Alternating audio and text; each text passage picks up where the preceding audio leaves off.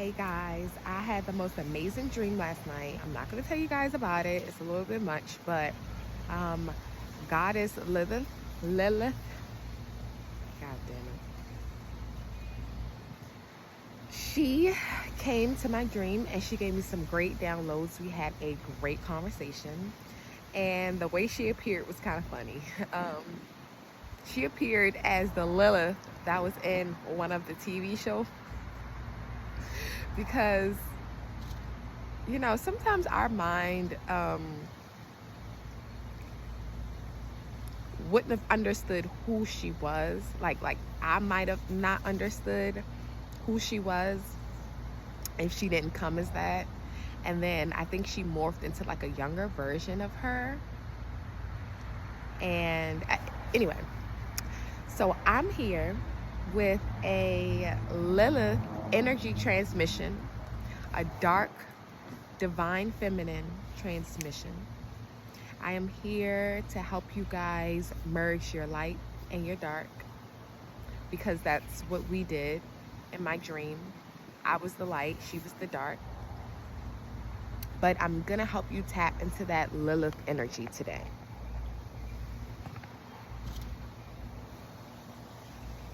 Because the darkness is nothing to be afraid of. My little stick is on the lean. The darkness is nothing to be afraid of. It is important not to operate solely from the darkness.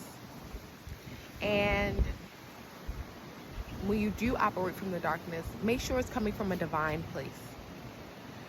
So this can help anybody out. You never know, because there's a lot of men that need healthy feminine healing. I feel like that's why we have a lot of like toxic masculinity, as you could say.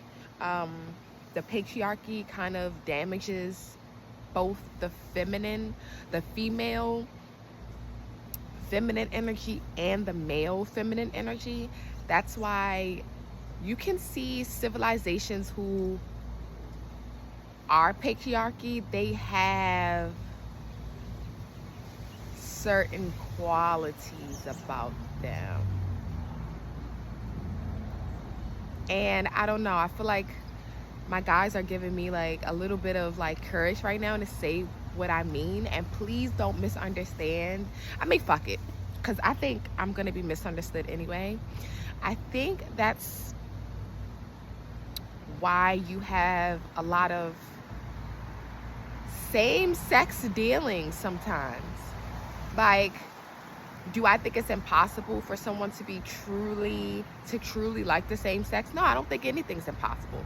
But think we've ever seen it? I don't think we've ever seen it. Not in a healed way, not in a true, authentic way, because we are not engaging in true, authentic living. This is not a healed society. So the things that we see, it's not healed, it's not true, it's not whole. So that's why I think you have an emergence, a increase in the number of gay men and women. I'm just going to be honest, because our feminine energy is distorted. And if you look in history, the Greeks, the Greeks kind of took from the ancient Egyptian and tried to build upon that. But ancient Egyptian culture, like Atlantis, they were a matriarchy society. They didn't worship, but they respected the divine feminine. But then when you get to the Greeks, they tried to build upon the same principles, but they left the divine feminine. They left one of the most important parts out, and they made it into a patriarchy society, which is why they didn't last so long. The fall of Babylon and things of that nature. Like, they didn't last long because it wasn't that energy that they were trying to take and build upon. It wasn't meant to be sustained in a patriarchy society. And if you know anything about the Greeks, they were gay. The Spartans, they were gay. They participated in a lot of bisexualness and things of that nature. So I'm not saying it's evil. I may be saying that it's imbalanced, the root of it. Do I think, like I said, it could be balanced, people who like the same sex? Yes. Nothing is impossible. I don't think anything is impossible. But then you think about evolution. Okay, I don't want to make this too political, and I don't want to, I just want to tell the truth from a spiritual perspective. I just want to tell the truth, right? Like, I'm not really here to like cater to anybody's feelings. I'm just gonna have to be honest. Like, I'm not here to be liked. That's something like I have to remind myself. I'm not here to be liked. If I really truly want to make change, I really have to say the things that matter. And that's why you have that conversation between like feminine men and masculine females. And it's like, it's because our society is distorting everything. And it comes from trauma. It comes from imbalance. So I'm here with that dark divine feminine to help you balance it out. So men, you'll actually find that this energy actually may make you more protective, not more masculine, not in the toxic masculine, not in the way that we think of masculine, but in the way that you guys are protectors and providers, that you guys bring that energy. But then you guys can also tap into your feminine energy with ease too, where you're not denying it to the point where it becomes like a paradoxical situation where you want to be females because you're not. Like, it just helps with all of that, because there are men that revere females so much that they want to be females, and that's kind of like the transgender, because they are denying their own masculine. So this dark divine feminine, it really does, it uplifts the masculine as well as it uplifts the feminine. So this is really cool. Mama Lilith, I ask for your presence because you came to me in my dream. I'll also call on Hecate. I'll call on Nyx. I'm going to call on Isis. I'm going to call on Eris to just come and be with me and be in my energy, in my field, and to help me really transmit the energies that I need to for this collective. Whew. And I'm going to be using dark amethyst. Purple is royalty. But we're doing dark divine feminine. And we're going to do oh my gosh. Not sapphire. Oh my gosh. Lapis lazuli, which is also used by the goddesses.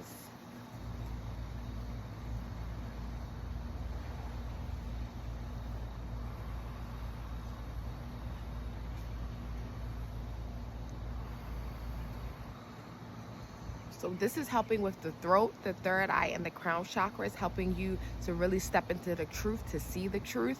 It's helping you to see the truth, to live in your truth, and to get that divine downloads that'll really help you on your way, to connect you to these goddesses, to connect you to that divine feminine energy in and of itself.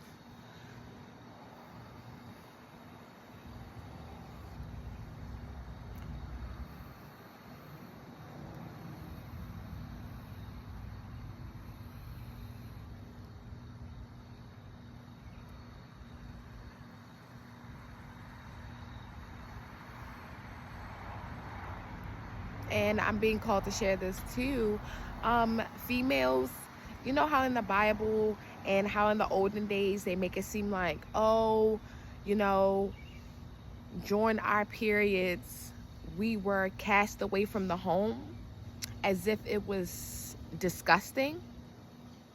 Now, remember how I said the Greeks built upon the ancient Egyptian ways and they distorted them?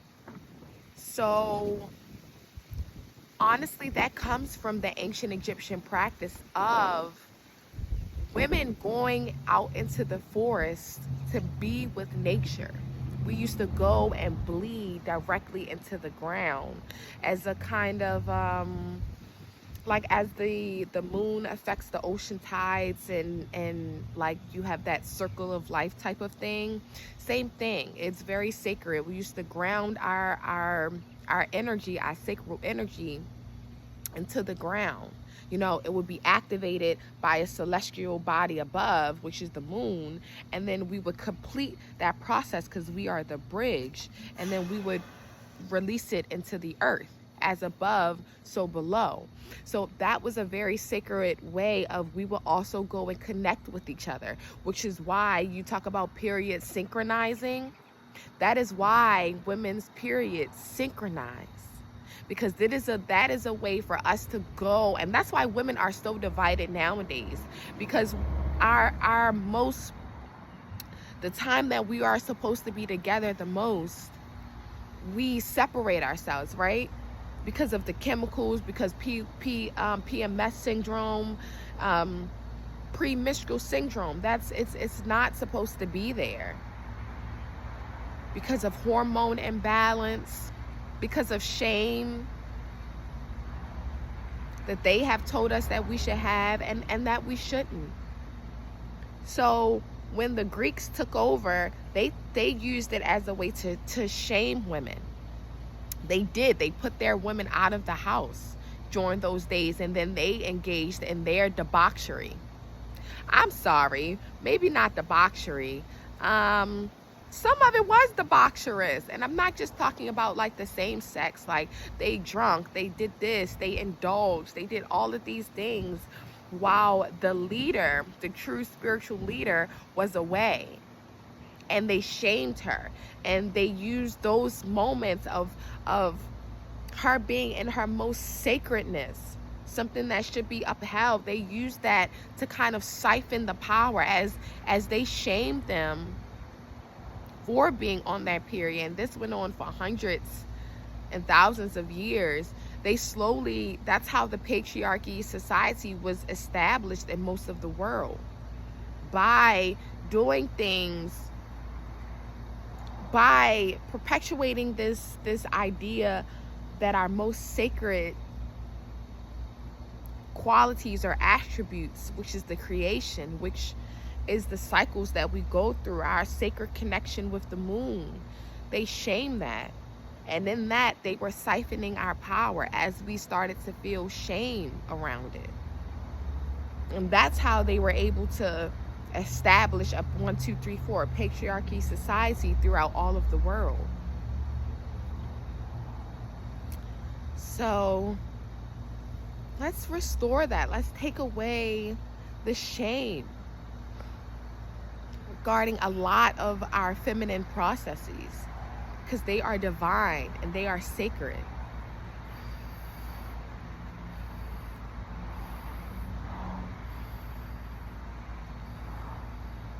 You know, and I am gonna say it, you know, a lot of what I've noticed, because I have had a lot of contact, a lot of and this is not to put a magnifying glass, but this is just to tell the truth.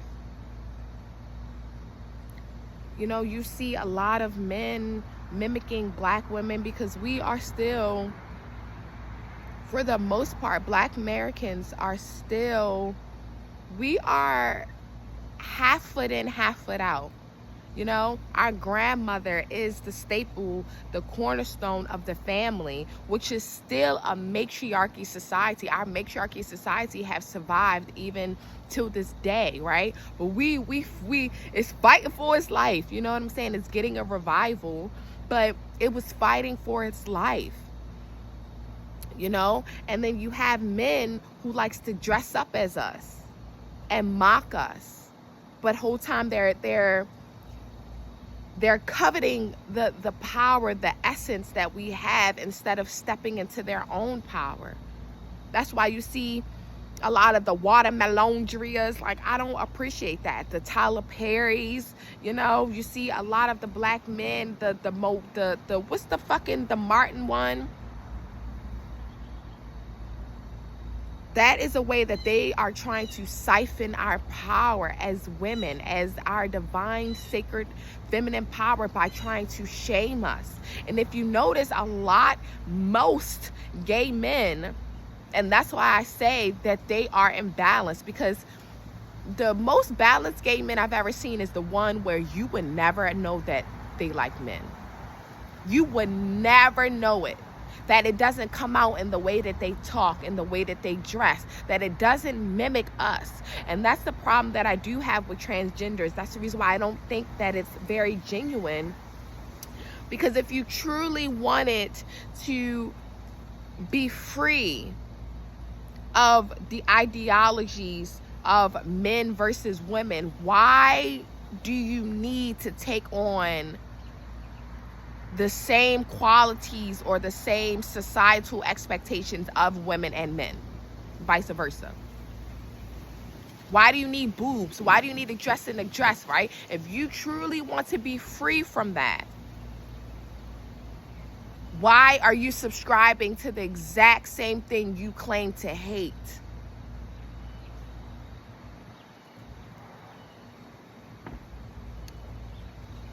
And a lot of men don't like women. A lot of gay men don't like women. I'm gonna be honest, they don't.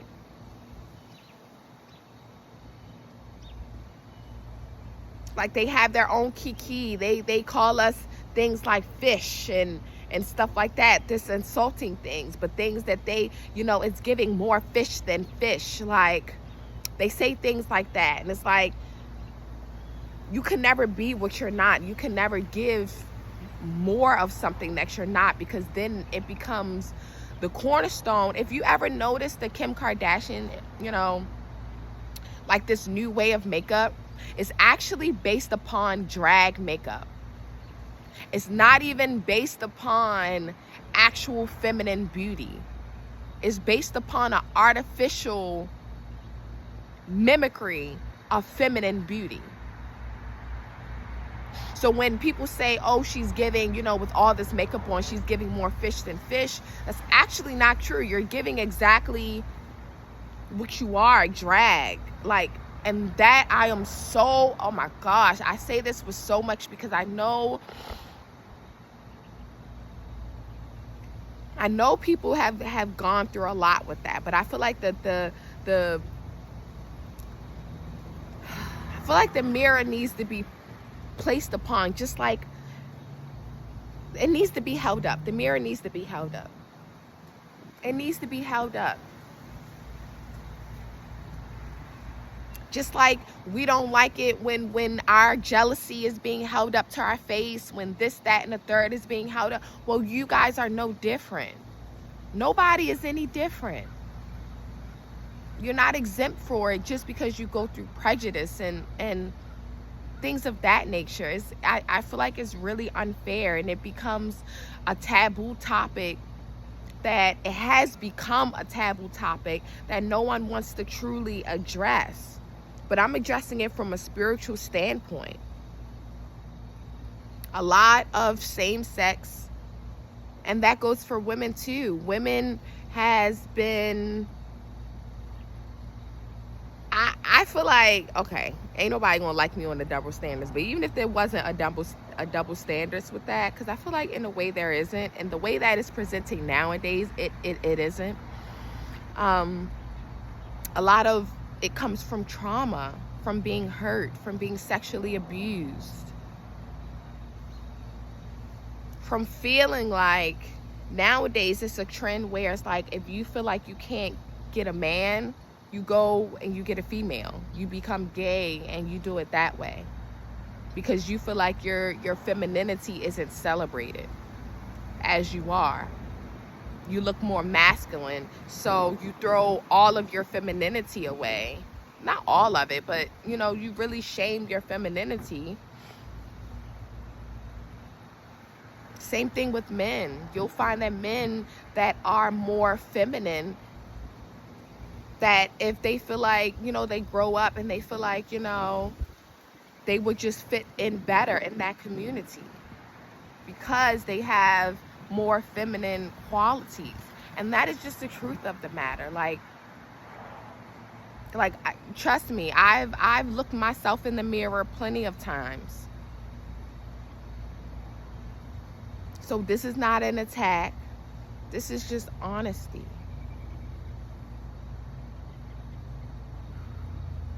And that the females Females have been really exploited, and in that we've become coveted. Some people covet our exploitation. This is why some people want to turn into females, or the gay community. Sometimes, like, they really like the sassiness of it. They like the sass and the this and the that.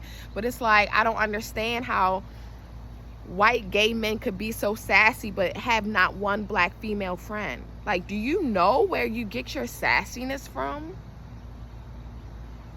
So that's energy siphoning. That's stealing. That is not authentic living. And then they seclude themselves from the rest of the world.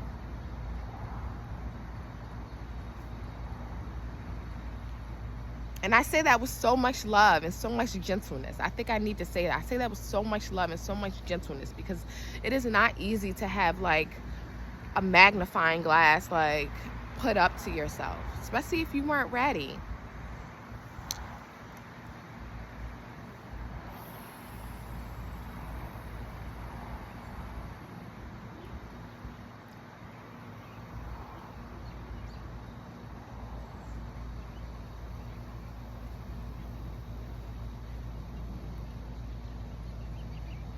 And I'm getting really, like, I'm feeling the emotions. Like, I feel it. I feel the heaviness of this. This was not an easy topic. I've thought a lot about this, but this is not an easy topic for people to hear, because it really attacks some deep-rooted, a lot of childhood trauma. A lot of trauma that was done in the womb. A lot of mothers who, I want a boy, and then a girl comes. I want a girl, and then a boy comes. We telepathically speak to our children in the womb. Whatever we feel, they feel. Whatever we think, they think. Like, they are able to understand our thoughts.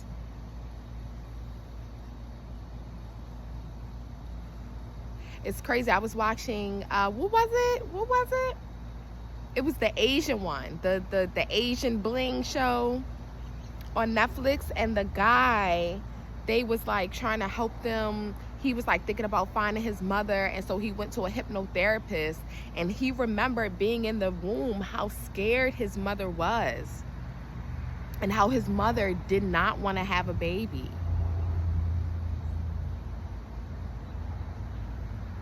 That wasn't fucking just out of left field, out of nothing. That shit, people just don't make up like that shit. Just not something like that. Like Terrence Howard saying how he remembered being in the womb at 6 months old. And I know children remember being in the womb, and it's not just reflex, because my baby, she's 18 months and she still sleeps opposite to me. She sleeps with her feet. Sometimes she sleeps with her feet up here, and because she's that big now, and she sleeps with her head in my lap, and that's comfortable for her because that's the way she was positioned in my stomach, you know, head down, feet up. The fetal position, you know, my baby, he used to be like chilling in my stomach, like, hey, like, and he still does some of those moves. Like, he was in my belly like this. They took a picture of him in my belly, like, laid out like this. And he still lays like that when he watches TV.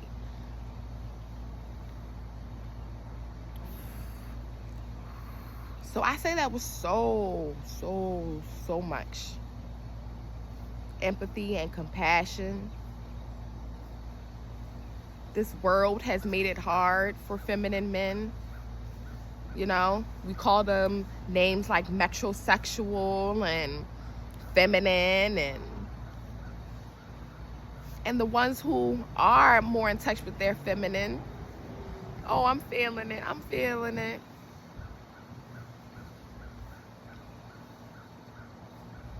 You know, they gotta go throughout like feeling ashamed, but they really like women. But we have this toxic ass like thought process of what a man should be. And some of them who's feminine, more in touch with their feminine, have more balance. They are some of the fiercest protectors and providers. Like, they wear that masculine role damn well.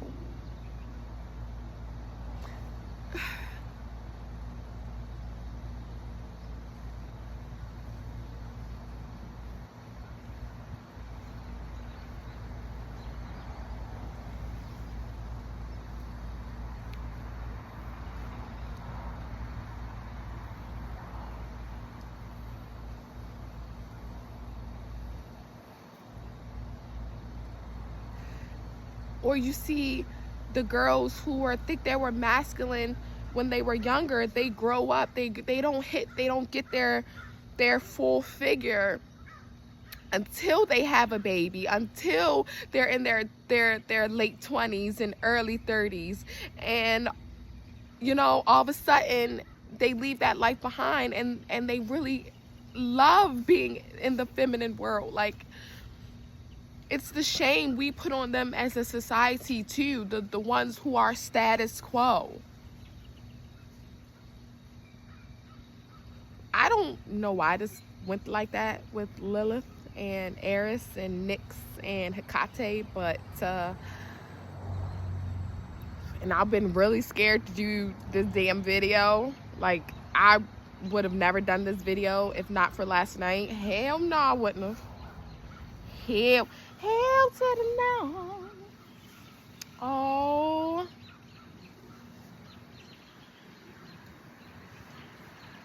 I would have never. Because I know that this is taboo. I'm just building my channel. I guess I didn't want to like ruffle any feathers. But like, fuck it. I'm going to build my channel on authenticity, on realness. Like, on the fact that like, I see you guys. I see you. I see you. I feel you. And it has not been fair. And this is hundreds, if not thousands of years of distortion that we're just trying to find our way in. They got fucking artificial wombs. They trying to make artificial wombs in Japan. Like, people are so obsessed with the feminine energy because we live in such of a patriarchy society. They're so obsessed, even the scientists, they're so obsessed with mimicking something that I don't fucking know. And it is the God complex. Because it is us having that creation.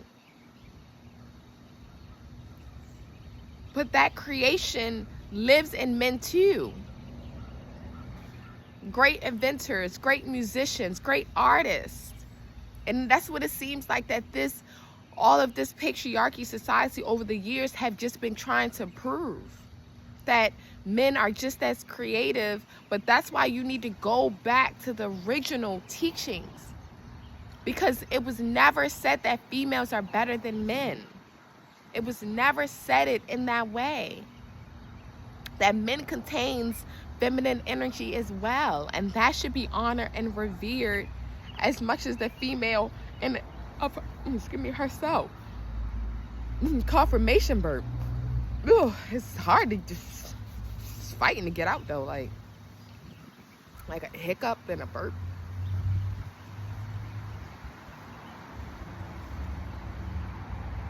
So this completely went in a different direction than I thought it was gonna go. There's so many crows like crowing in the distance. There's so many birds, like small birds, like just going back and forth. The energies that I called upon are definitely here and present in this video.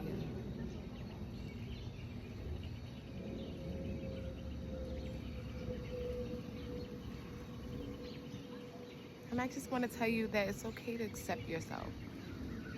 Truly as yourself. I know that we're all looking for community. But when you are truly your authentic self, you will find that community. You will find it. It may take some time. When you're truly living in your purpose, you will find like-minded individuals. You will find not even just like-minded individuals, like-spirited individuals. I think we too much get caught up on being around like-minded, yes, like-minded, but like we get caught up in being around people who are exactly the same as us. You know, we want to be a blueprint, a carbon copy of someone else, and we feel more comfortable that way. We're not comfortable being unique people because this society calls us weird, or, you know, they find ways to ostracize us, you know, because a lot of people aren't living in their own truth.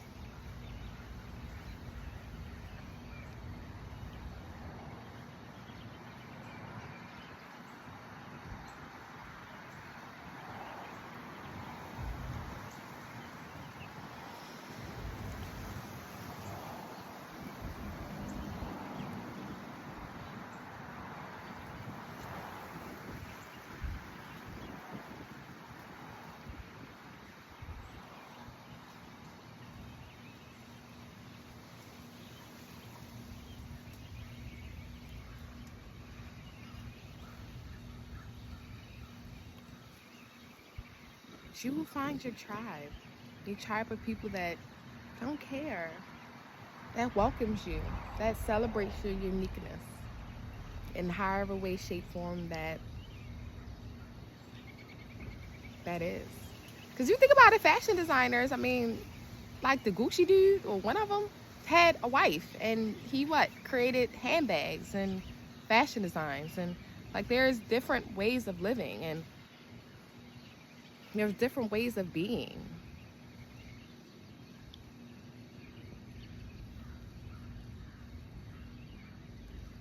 Oh, the one I can think about is the barbershop one. Remember how they was like swearing up and down he was gay? And he does like women. But you want to know why he liked the white woman? It's because the white woman was more able to accept who he was without shaming him.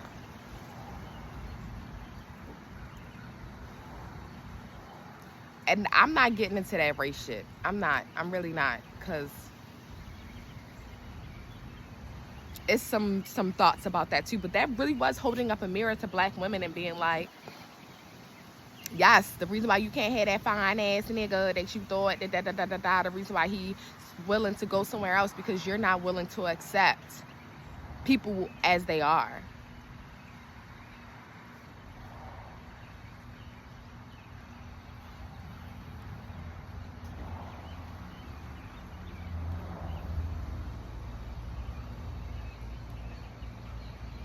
I had a lesson of growth, because baby daddy got a nose ring, and I told him it was gay the first time I seen it.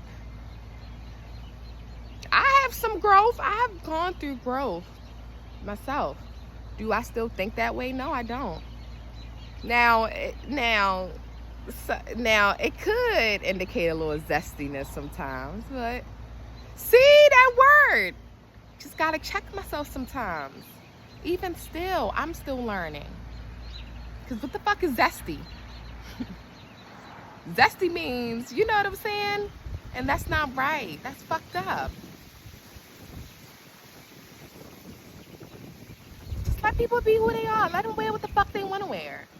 Because we don't think emo dudes with nose rings are zesty. So it just be a lot of bullshit. And don't worry, like, I'm here with y'all, and I hold myself accountable for the things that I've thought, the things that I've believed, and things of that nature. So don't think I'm just like attacking you guys as if I'm just like this perfect being. I'll never say that shit.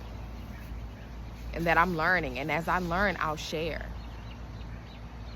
This was such a real conversation, and I've had to check myself. He got that years ago, and I didn't care. Like, after a while, I was like, it's actually cute. It looks nice.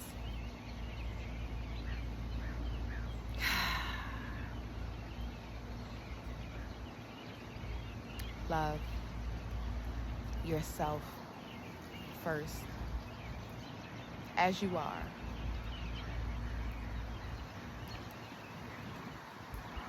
Because it starts with you. It really does start with the man in the mirror. Like if you can't love yourself, then how is somebody else supposed to love themselves?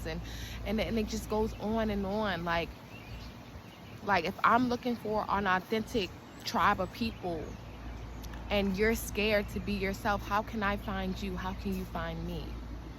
How can we find each other if no one's willing to do that? So I leave you guys with this. I'm gonna go eat. I'm hungry. I'm hungry.